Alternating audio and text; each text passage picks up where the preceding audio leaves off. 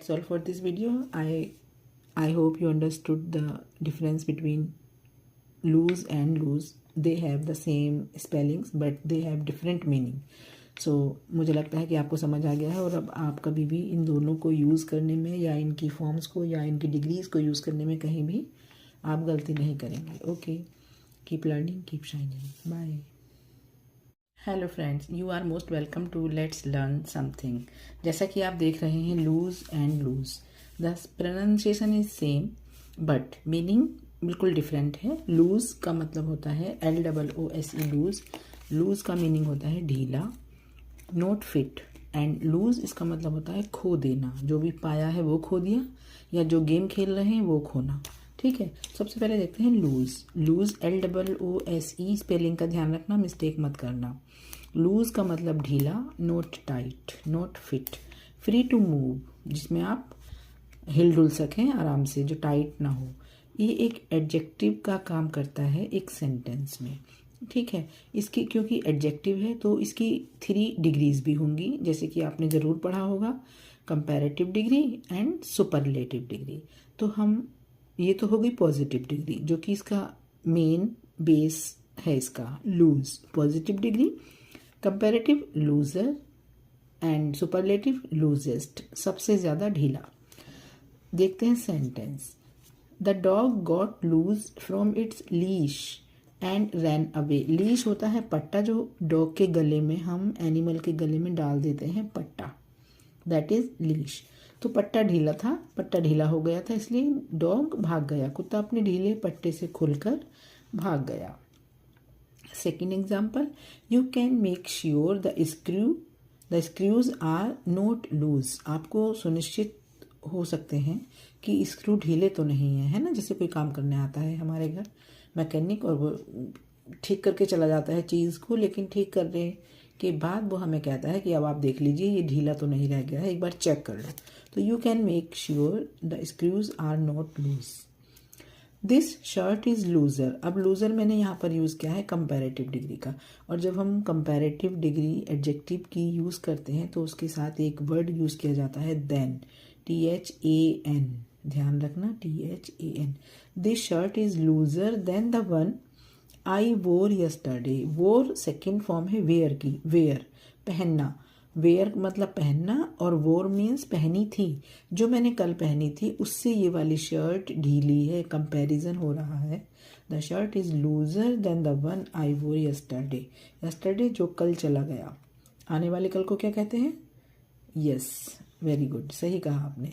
ये शर्ट उस शर्ट से ज़्यादा ढीली है जो मैंने कल पहनी थी. ठीक है.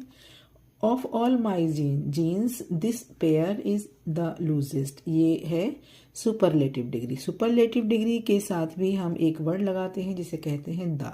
This is an article 2.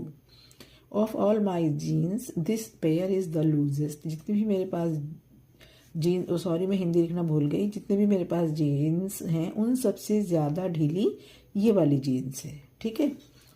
अब हम बात करेंगे लूज. प्रोनाउंसिएशन बिल्कुल सेम है. लूज LOSE, इसका मतलब होता है खो जाना, हार जाना. ठीक है, किसी चीज़ का खो जाना या हार जाना. ठीक है. To fail to win. To fail to win मतलब नहीं जीता, हार गया तो हो गया लूज. एक होता है विनर, एक होता है लूजर. वो ये वाला लूजर नहीं है जो हमने अभी पढ़ा है. ये लूजर डिफरेंट है. ये लूजर ढीला वाला है, और जो हारने वाले को कहते हैं लूजर, उसकी स्पेलिंग है LOSER. ठीक है. लूज मीन्स हार जाना. To fail to win verb का काम करता है. अगर वर्ब है तो 3 फॉर्म्स भी होंगी. वैसे तो एक और फॉर्म होती है ING वाली, पर हम उसको इतना नहीं मानते हैं. जेरन फॉर्म कहते हैं उसको. हाँ है, वो भी बहुत इंपॉर्टेंट. कभी आप सोचो कि नहीं मानते हैं, that is also too important. Okay. Verb की फॉर्म्स होंगी लूज, लॉस्ट एंड लॉस्ट. ठीक है. अब हम बात करते हैं लूज वाली फॉर्म की, बेस फॉर्म की. I don't want to lose my keys again. मैं दोबारा से अपनी की नहीं खोना चाहती हूँ. इसका मतलब बार बार खो देती हूँ. Vivian will lose the game if he doesn't play well in big boss. Big boss का एक कंटेस्टेंट है विवियन, जो कि मेरा फेवरेट है. ठीक है. तो अगर विवियन बिग बॉस में अच्छा नहीं खेलेगा तो वो गेम हार जाएगा. यस ऑफ कोर्स, अगर नहीं खेलेगा तो हारेगा ही.